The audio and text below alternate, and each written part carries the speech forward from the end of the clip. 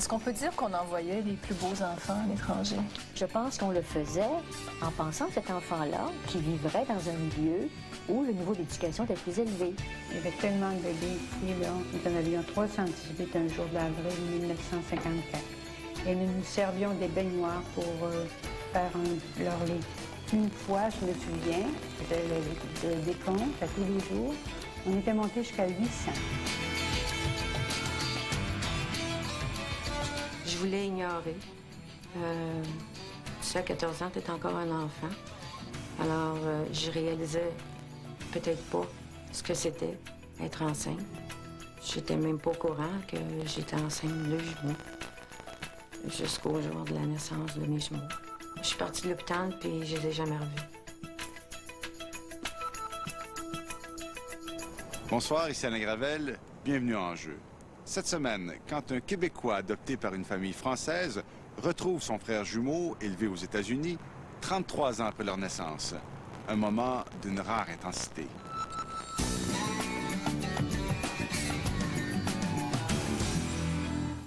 Les jumeaux identiques, c'est connu, sont inséparables.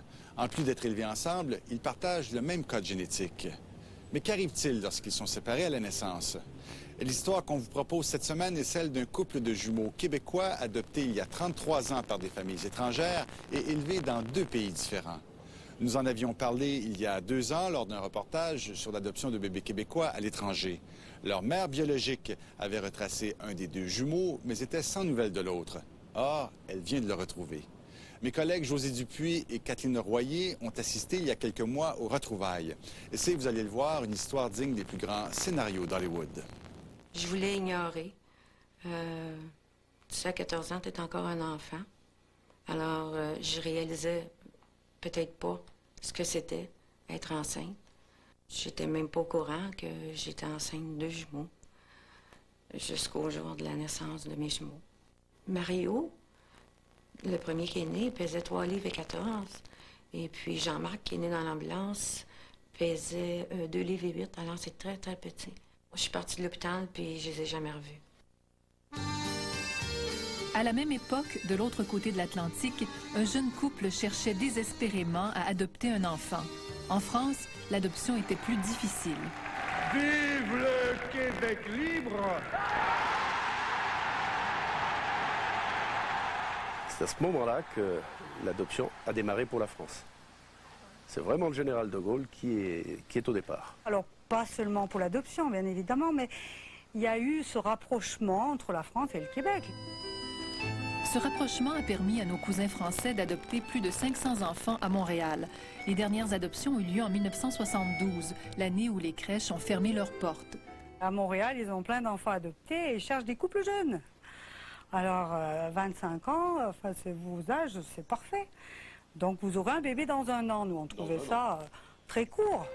En 1968, les Perrins, qui habitent à Nonnet, près de Lyon, sont venus à Montréal chercher Christophe, leur premier garçon. 4 ans plus tard, ils ont adopté Jean-Marc, un petit garçon chétif. Christophe et Jean-Marc ont toujours su qu'ils étaient nés au Québec. Ils venaient me voir, dit, maman, raconte-nous l'histoire quand vous êtes venus nous choisir.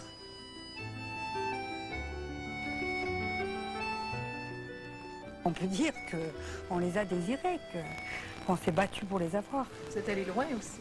Ouais. À l'époque, en plus, on n'allait pas au Canada comme maintenant. En grandissant, le petit Jean-Marc est devenu un jeune athlète accompli, mordu de course à pied et de vélo. À toutes les fois que je voyais les jumeaux, c'est sûr que je pensais à eux. Même à un certain moment donné, je pensais les avoir vus à Ville-la-Salle. Mais Jean-Marc a toujours vécu à des milliers de kilomètres de Ville-la-Salle. Bonjour. 3 baguettes? 90.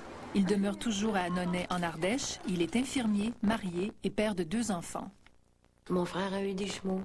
Alors, ça te ramène tout le temps. Puis à un moment donné, j'ai dit, je pense que je suis prête. En 1996, Nicole a 40 ans. Elle est mariée, mais n'a pas eu d'autres enfants. Elle décide d'entreprendre des recherches pour retrouver ses jumeaux qu'elle avait été forcée de confier à l'adoption en 1969. 6 mois après le début des recherches, elle reçoit 2 lettres. Ça m'apprenait que Jean-Marc était, Marc, parce que moi je l'avais prénommé Marc, était adopté en France et puis que Mario était avait été adopté au New Jersey, aux États-Unis. Alors ça a été un gros choc. Parce que je m'attendais pas à ça, qu'ils soient séparés. Pour moi, les jumeaux, c'est inséparable. C'est des frères de sang. Puis surtout, c'était des jumeaux identiques. Quand tu y penses, il y en a un en Europe. Moi, je suis au Canada. Et puis, il y en a un autre aux États-Unis. Alors, c'est 3 pays différents. Le téléphone a sonné, c'est moi qui suis allée répondre. Et sur le moment, j'ai pas compris. J'ai reconnu l'accent canadien. Alors c'est là qu'elle commence. Si elle commence à me dire, là, je suis une psychologue, et vous comprenez, sa mère l'a retrouvée. Voilà, ça a été le choc. Hein. La psychologue à l'emploi des centres jeunesse de Montréal leur apprend également que Jean-Marc a un frère jumeau. Ça aussi, on nous l'avait caché, on ne savait pas que c'était des jumeaux. Alors bon, on a su après que le premier jumeau qui est né était en meilleure forme que Jean-Marc. Donc bon, ça s'explique qu'il a été adopté plus vite. Ça nous a perturbés aussi parce qu'on les aurait adoptés, on aurait adopté les jumeaux. Hein. On les aurait pris tous les deux. Hein. Et c'est tout cela que Mme Perrin va révéler à son fils adoptif. Dans quel état vous étiez? Eh ben en fait, je sais pas dire, assez excité quoi. Je voulais savoir plus. Surtout qu'elle m'avait parlé d'un frère jumeau, mais sans plus, quoi. Elle m'avait pas bien précisé. En raison de la distance, le premier contact entre Nicole et Jean-Marc se fait par téléphone. Il n'a pas pris de chance, il nous a enregistrés. Puis il a réécouté notre première conversation. Mais maintenant, il n'y a plus de problème avec ça. Il comprend bien notre langage, parce que c'est quand même pas comme la France. L'accent, c'est ça. La lune de miel qu'ont vécu Jean-Marc et Nicole a complètement bouleversé la vie des Perrin. Ils se sentent floués. À l'époque, on leur avait assuré que tous les papiers avaient été détruits. Ah oui, ça a complètement brûlé même. On nous avait dit vraiment, vous pouvez partir tranquille. Enfin bon. Alors c'est vrai qu'on a vécu sans du tout se dire qu'un jour la mère biologique pouvait se manifester. Il y a le vertige, hein? Malgré les kilomètres qui les séparent, Jean-Marc et Nicole se sont vus en France plusieurs fois depuis 1996. Puis au Québec, en pleine crise du verglas. Quand je suis allé à Montréal, on a visité l'hôpital de la Salle. Ça, c'était un moment vraiment intéressant. Le bâtiment était le même. Pour elle, c'était très émouvant. Moi, je n'avais pas la même sensation parce que moi, je l'avais jamais vu. Mais je savais que c'était là. Mais elle, c'était très émouvant de refaire le voyage avec moi. On était que tous les deux dans la voiture. Est-ce que vous pensez qu'à ça au Québec? Oui, il y avait une époque où c'était fort, quoi. C'était un peu... Ah oui? Oui, c'était un peu dur pour tout le monde. Oui, pourquoi? Ouais. Ben parce que c'était que là-bas, quoi. On avait envie un peu de changer, quoi. Et vraiment, vous en allez là-bas? Ben, ouais, il y avait une époque où c'était vraiment... je me disais, tiens, ça me fait l'occasion peut-être de vouloir changer, de partir.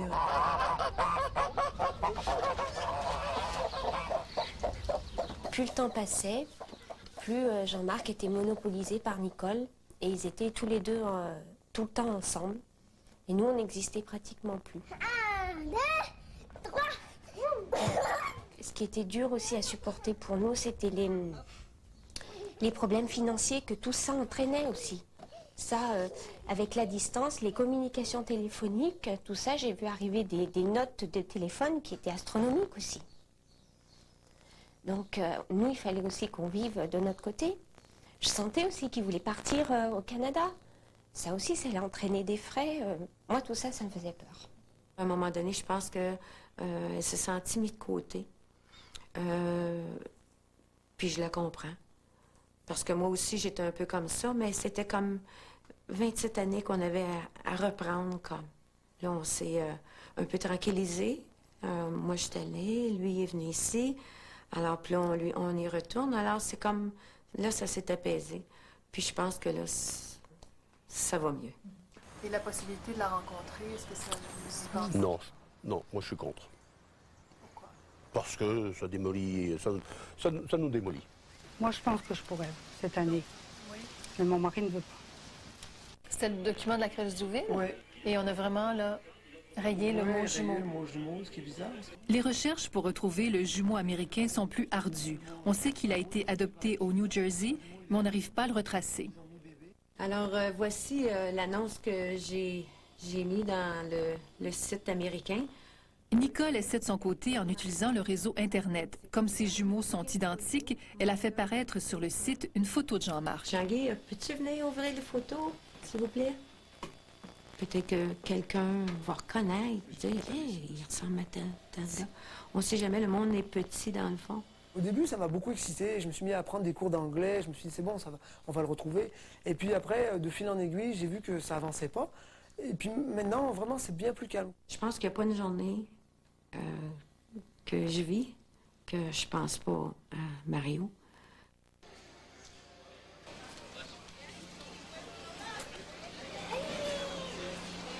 Deux ans après cette entrevue, Nicole Beaulieu va enfin retrouver son fils Mario.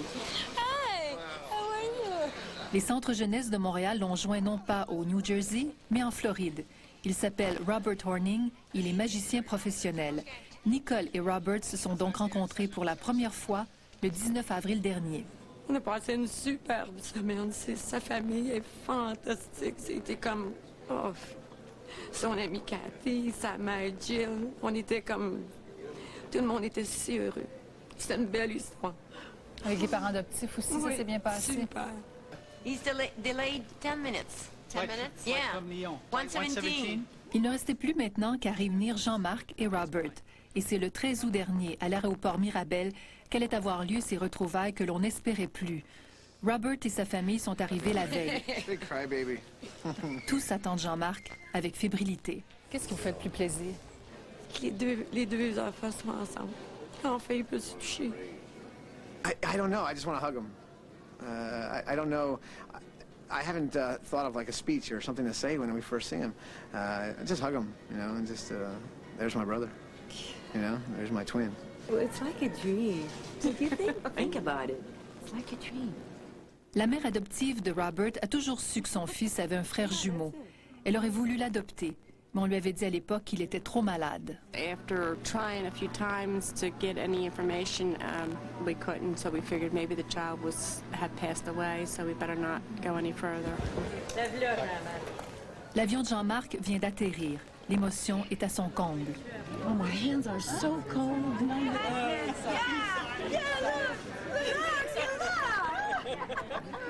Now she's looking.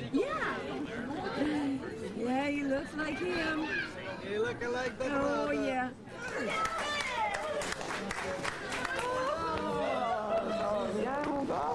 Hey, super. OK. Hey, je l'avais pas, j'en avais pas. J'avais plus le mien. Les petits ne l'avaient plus. Ouais, t'en as plein. Tu nous en as donné. Est-ce que vous allez vous comprendre? Ben, je sais pas, il comprend rien, lui. Hein? He said I'm prettier? No. I'm prettier, right? Il dit qu'il va parler aussi. Non, il dit que je suis plus beau que lui. Ah non! Bonjour tout le monde, c'est Daniel. La mère adoptive de Robert a toujours voulu que son fils retrouve sa mère biologique et aujourd'hui son frère. Elle souhaite que les parents de Jean-Marc acceptent la situation, car ni les parrains ni l'épouse de Jean-Marc n'ont voulu être du voyage. I think in due time they'll come around. I hope they do, because they're missing out on so much. I mean, they're missing my son, and they don't know what they're missing because he's a character. Hey, Robert, okay, look at that. I just wish that his adoptive parents could see this reunion. I can't wait. I just can't wait. Hein? Oui, bien. Après, carrément. Oui. Maintenant, ben, je pense qu'ils vont être réunis à jamais. C'est pas fini, ça fait juste commencer. Ils ont 33 ans à prendre. Non! J'y crois pas.